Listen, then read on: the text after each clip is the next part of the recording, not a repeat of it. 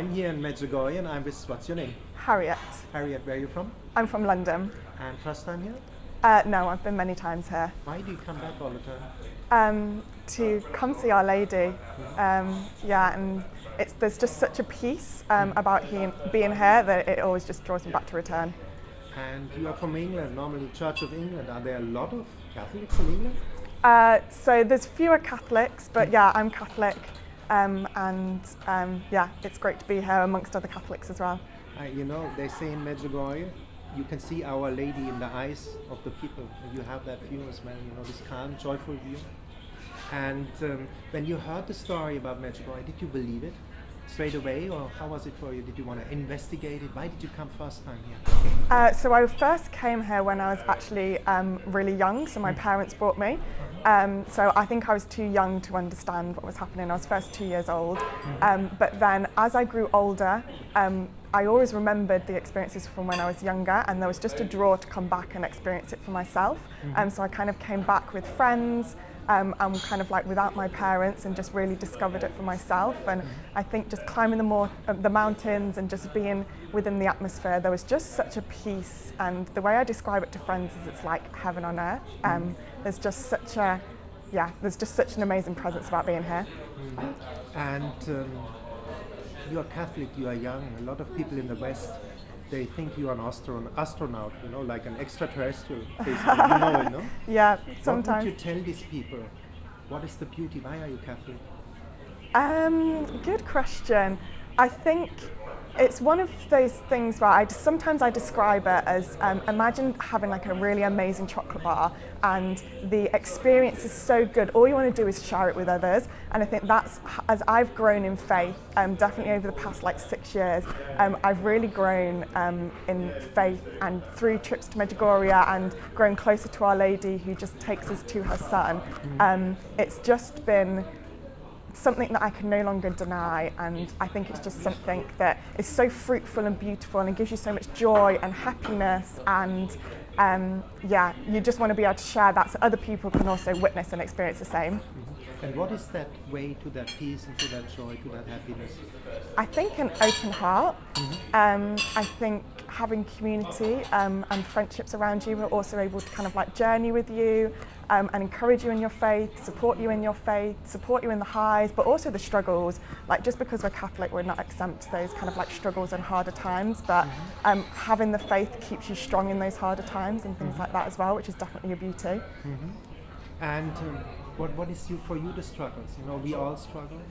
Can you describe a bit what are your struggles? Yeah, I think we live in a very secular world. I definitely work in a very secular industry. But I think we're also, although it's difficult, we're called to be a light of Christ in those industries which maybe don't see the Lord and don't see faith, don't see the beauty, don't know Our Lady. So there's definitely a calling that we can do in all of these places. Unbelievable. And you do the full program, confession, everything? Yes. Rosary? What is confession for you, the beauty? What would you tell people who are scared to go? Young people? I don't think you could ever regret going to confession, and that it's there for anybody. There's no sins that are too big. There's nothing the priests haven't heard before, and there's such a sense of just love coming out, and you can just feel so much closer to the Lord. Beautiful. You pray the rosary? Yes, I love the rosary. So convinced? It just draws me closer to Our Lady. I really feel Our Lady's presence as I pray the rosary, and it's definitely, I think it answers a lot of prayers. I think there's just, and it's what Our Lady teaches, so it's definitely great to be close to her through the rosary. You pray that during the day or from time to time? I try, and at the minute I'm trying to do it every day, often kind of take a lunchtime walk and go out in nature and pray the rosary.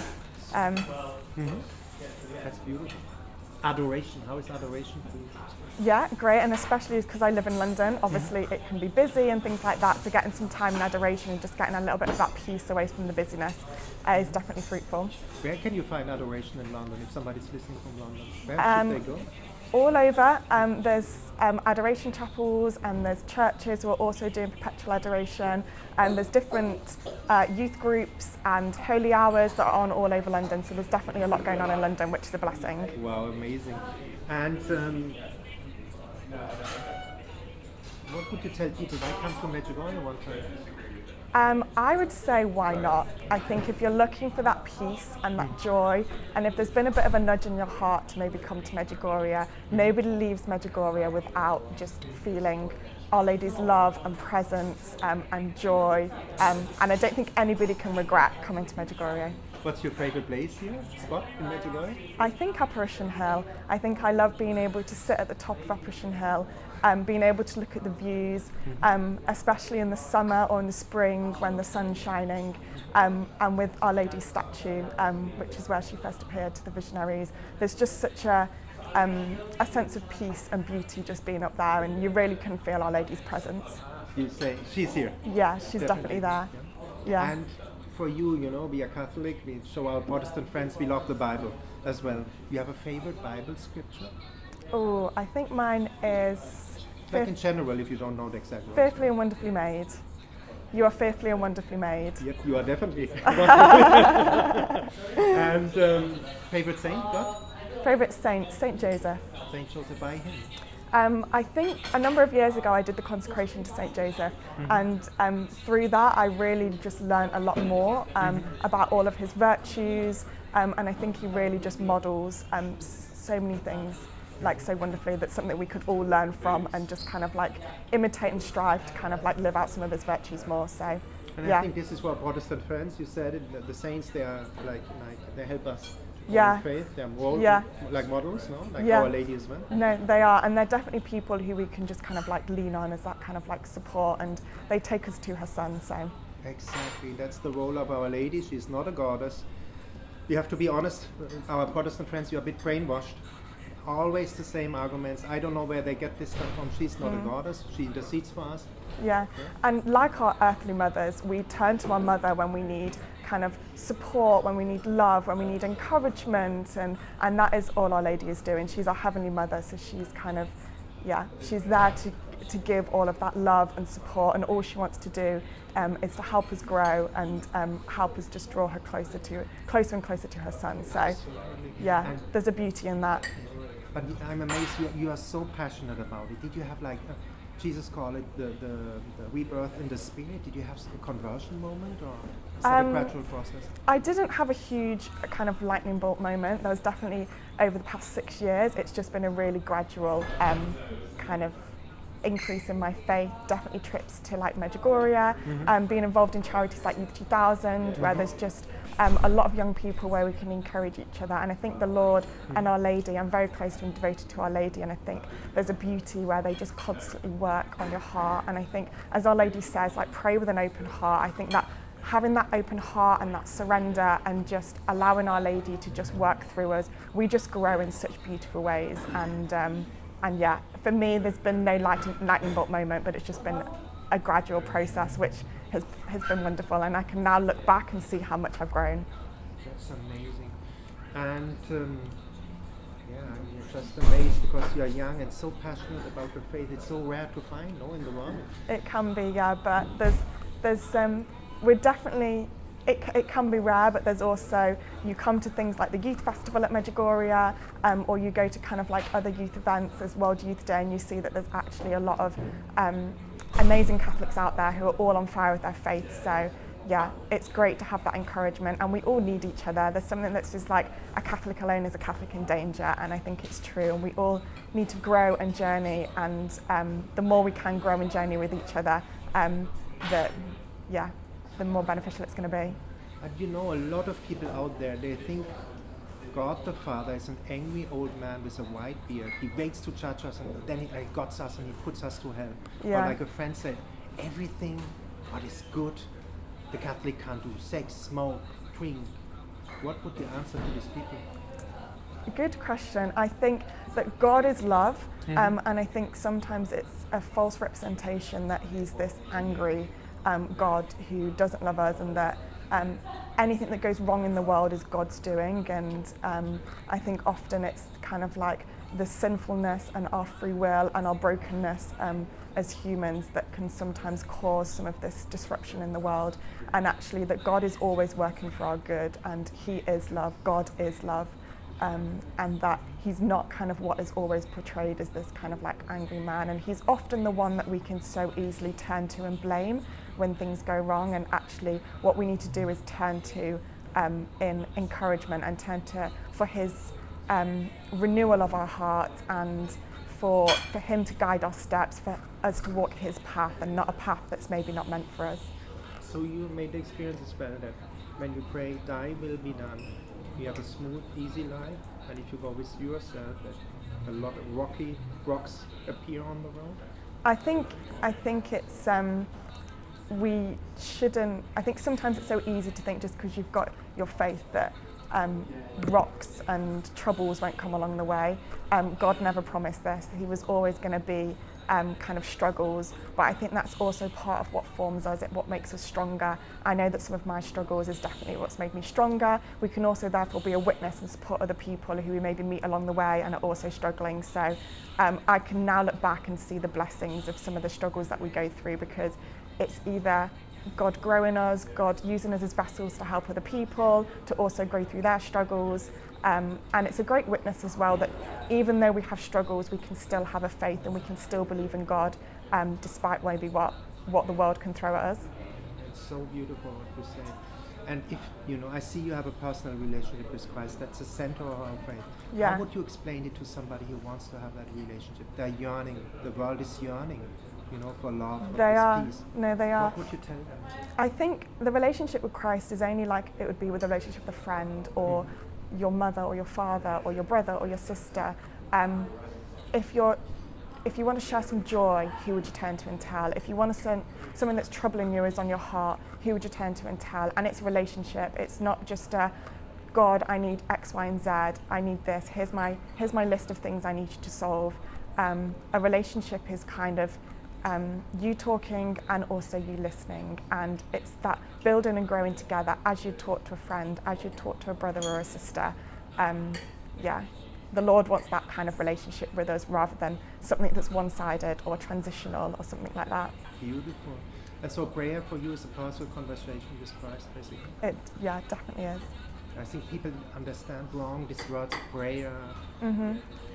And you also made the experience, Jesus says in the Bible that my cross is light. When you walk in his spirit, when you're guided by him, that things become easy. Because there's a misconception, you have to suffer in the Catholic faith. Yeah. It's not true. No, it's not true, and I think there's definitely a bit of a misconception around that. And I think it's also personal, like the journey with Christ is personal, that relationship is personal, and he's got a path that is unique to every single one of us, and that it's like it was his plan from the beginning for you, and it's so beautiful, and it's something of like hope and where you're going to thrive, and it's unique to you as well, and that nobody is secondary to God's plan. It's something beautiful and amazing that he wants to do in everybody's lives. So yeah, it's definitely. I just talked to a friend and he said, look, he tried to fill the hole. We all have this yearning to fill our heart. Yeah. He said, I was like to women, I write 20 WhatsApp. And I told him, and that's the question, I told him, look, now I was the same like him. But now I talk to Jesus and I feel he's loving me the way the only one who understands completely. You made the same experience that he knows everything about, he's interested in every aspect of your life, sex, whatever it is, he's interested and he's guiding you through the Holy Spirit. I think it's so easy to fill our lives with what we think is going to fulfill us and make us happy, and the world tells us so much of that. It tells us that it's social media, it's how many followers we have, it's our appearance, it's how successful we are in our job, it's how successful we are in our sport, how much we're liked by others, and actually we're looking at all of these external factors to value us, and actually none of it is going to fulfill us, whether it's sex, drugs, relationships, it might give us that small-term joy or happiness of what we think is fulfillment, but actually it's not our worth and it's not how we're valued. But finding that love through Christ and through Our Lady that's so much more everlasting, and that's not that kind of like one-time hit that's going to give you that bit of joy or fulfillment. But actually what's going to heal your heart is kind of knowing the love of God and being able to kind of like really truly feel that in your heart. And you know, people want to feel that. You felt it.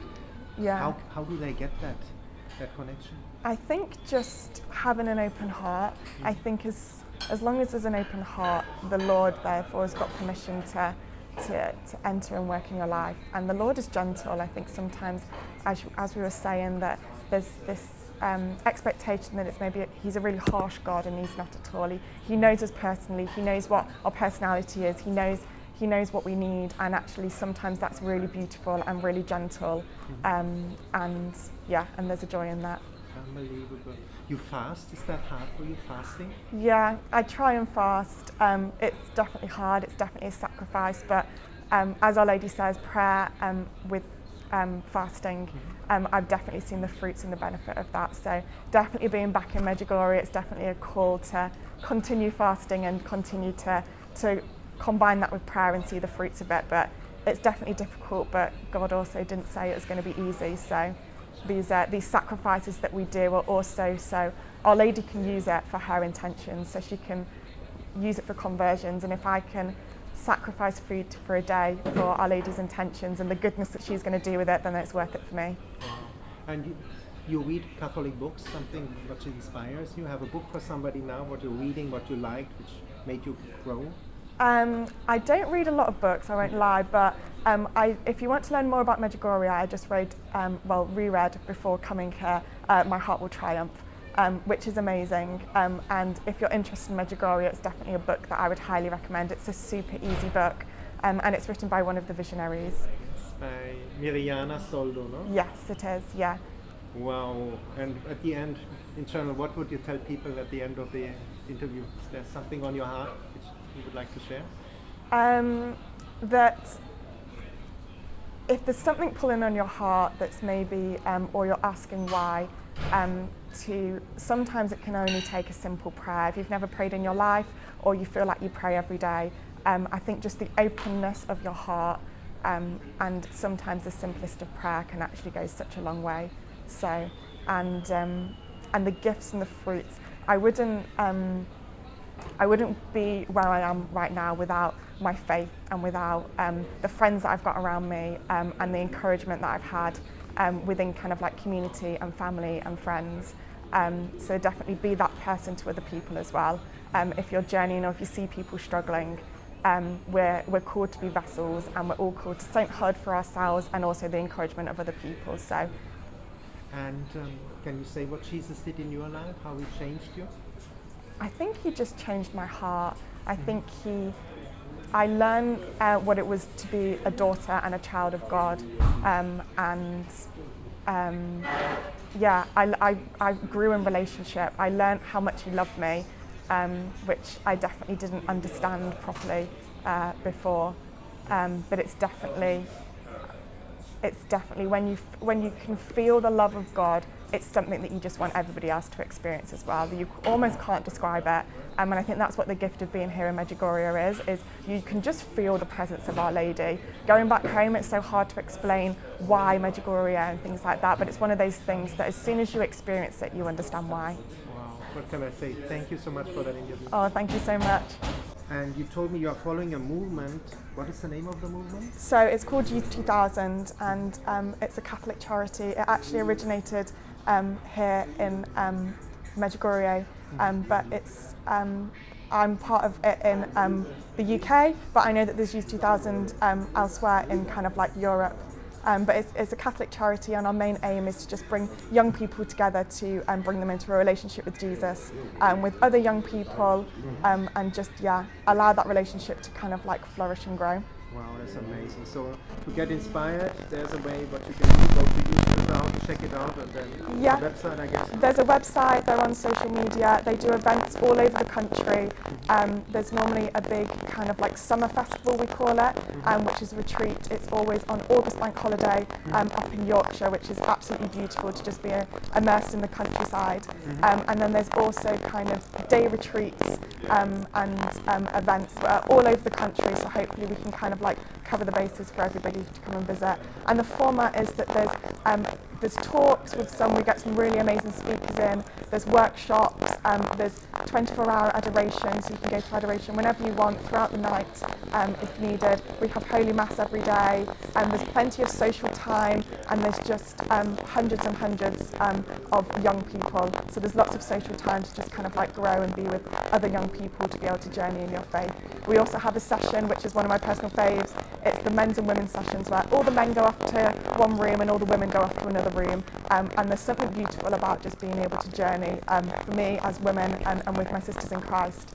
And there's a definite power in that. So yeah, if you live in the UK, it's definitely something I'd recommend checking out. It's definitely been a huge part of my life and definitely had a positive impact on my faith. And yeah, I'd encourage anybody to want to get involved. I would like to ask another question. Yes. People think we Catholics are living in a different world, but you are living in the world, you are not in the fashion industry. Yes. Yes. Just we are normal, regular people. Yeah, for regular sure. jobs. Yeah, for sure. I think when I've got a lot of very good friends through Youth 2000 and through kind of other aspects of my faith. And I think there's always this conception that we're maybe a little bit different or a little bit weird. And actually the beauty of being at places like Youth 2000 is actually we've all got normal jobs, we all live a normal life, we all can live in the secular world, but we've also got this thing that unites us, we're all journeying in faith together. And you don't have to say goodbye to living a normal life as what society calls it, because there's so much joy and so much normality that can also be lived out through living in the faith. Exactly. I think also we Catholics, we have fulfilling vocations, the marriage, you can be a very consecrated sister or priest, and then you can say that Christians in Christian relationships are the most fulfilling, they make surveys, the most fulfilling relationships, and we all look for this fulfillment. No, we definitely do, and there's definitely, I think it's always like a yearning in our heart as well. We want to be fulfilled in whatever ways we can, and we see that in the world. The world tells us that we're going to be fulfilled by so many things. And yeah, as you said, I work in the secular world, and living in London, there's definitely a lot that can kind of like draw you in and tell you that this is going to fulfill you and this is going to give you happiness. But actually, what I've found is that it's only short term, and there's nothing that quite gives you that joy and that happiness and that fulfillment and that love and that love that what I've found through my faith. Thank you so much. Thank you.